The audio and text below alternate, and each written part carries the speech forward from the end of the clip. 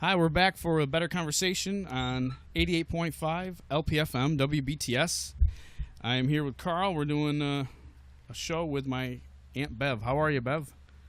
Very good, thank you. Carl, can you go out in the other room and just see how this is coming over? I can. Just to make sure everything's cool. That'd be all right. Yeah, I wanted to talk to you because you've given me a whole bunch of records over the years, and I know that you are a lover of music, and you've always hooked me up with great music and told me good stories of people you've known and things you've done and places you've gone, and it always excites me. And but I wanted to ask you about when you got to go see Jerry Lee Lewis with your girlfriend in Syracuse years ago. Yes, at the War Memorial in Syracuse. Yep. That was like around 50 years ago. Really? Yep, and we partied with him afterwards. We were in our early 20s. Mary Lawler and Nancy Lawler, which are both in heaven now. And we partied with them afterwards, and we rode on their bus to the Tuttle House restaurant in Syracuse. I don't even know if it's still there or not. I think they burned it down after you guys left, actually. Probably. And we went down there with them, and I had one of those little old-fashioned black cameras, which you have the picture in your wallet now, correct? It's at home. I don't have it with me, but It's Jerry Lee Lewis with a BB-7 on his head, with those little tiny. Back then, we had those see-through glasses, the little tiny short ones. Ooh. We had at Guns Corners when I wait on table. drinking And- glasses. Yeah, well, they don't even have them nowadays in the bars. But he had on a sweatshirt and jeans, and we rode with him to the Tuttle House restaurant and had breakfast, got their autographs. Now, was Hank Williams Jr.'s bus, right? Yeah, but I didn't get to meet him. I didn't get his autograph or nothing. I don't know where he disappeared to, but... You also gave me some pictures from the concert. You had seen him a couple times, because you gave me some pictures from another concert, too, that you went to see him. You must have. Probably, yeah, because I do have pictures in my album here. Like, when the good Lord takes me, you can have all my pictures. But we met Dion in the Belmonts and the Ventures and Bobby V. They weren't country, but we met them. I have their pictures here with their autographs on. Everybody said someday they'll be worth a lot of money.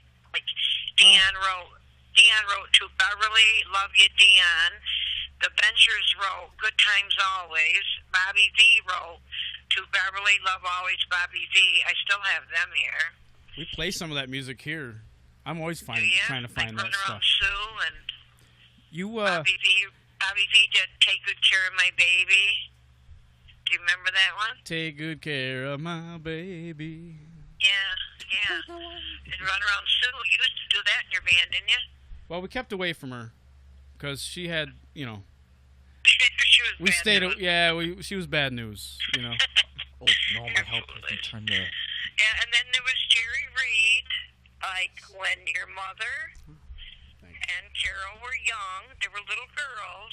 Before Jerry Reed was really popular, him and this guy named Henry were going through Stone Mills to go to Canada, and their car broke down. So they stayed at Dad's house for about a month until they got their car fixed.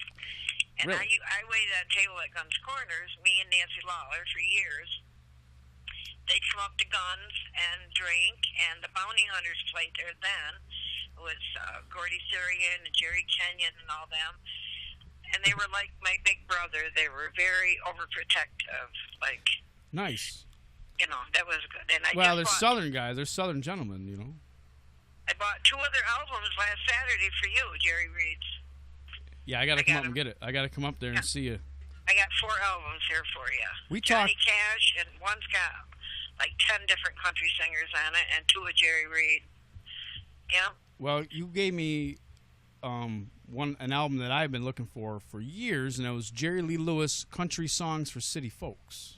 And one of the first ones he ever made, right? Well, it's one from the late 60s when he came back and did country again, and that's just it's one album I've always been looking for. It's not really a rare one. It it was a good find for me. I really appreciate it. And Yeah, what because else? I remember down Lafarge in front of the Legion, I gave you that one that you said was one of the first ones that Jerry Lee Lewis ever made. Oh, no. That was the Beatles album that we talked. We talked about that in the air a couple weeks ago. Oh. The Beatles album. Yeah, go ahead. I got the Hardest Day Night 45 that I got on my record player right now. Oh, that's right. You got a record player again. How's that going? You know, I love it. If I ever find time to use it, though, because I'm always on the road. Well, 45s are pretty short. They're about 2.5 minutes. So Yeah, if you have 2.5 minutes, you can probably squeeze it in there. I got a lot of them I'll give you so you can play on the radio. Brenda Lee, I'm Sorry, and a lot of old ones. I'd really appreciate it. We would love to have it. Nancy, I remember you guys came. I was in a band years ago, and we were talking about it yesterday or whatever. Remember when you were dancing? Simone? Yeah. And I kept... I knew you were... That's fine. But I got... long story short, we were rocking and rolling, and I was doing my Jerry Lee Lewis song, and she was dancing, and I just kept going, and I didn't really realize she was having some serious medical heart problems. I was having a heart attack. Literally having a heart attack. Major heart attack.